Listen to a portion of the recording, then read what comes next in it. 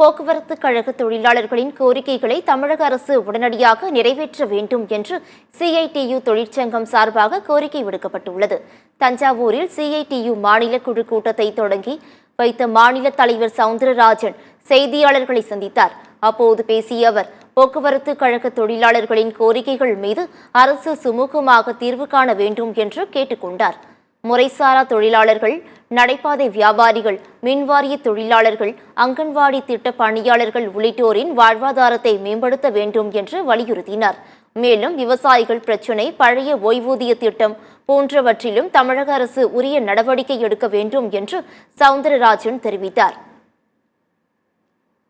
பல பிரச்சனைகளில் இந்த அரசாங்கம் தன்னுடைய தவறான போக்களை மாற்றிக்கொள்ள வேண்டும். பழைய பென்ஷன் என்ற ஒரு அடிப்படையான பிரச்சனையும் இங்கே இருக்கிறது.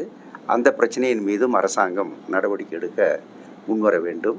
இவற்றையெல்லாம் நடவடிக்கை எடுப்பதின் மூலமாக இந்த மக்கள் கடந்த 2.5 ஆண்டுகளாக காத்திருந்த இந்த தொழிலாளிகளுக்கு, இந்த மக்களுக்கு அரசாங்கம் ஆறுதல் தர வேண்டும் என்பது எங்களுடைய வேண்டுகோள்.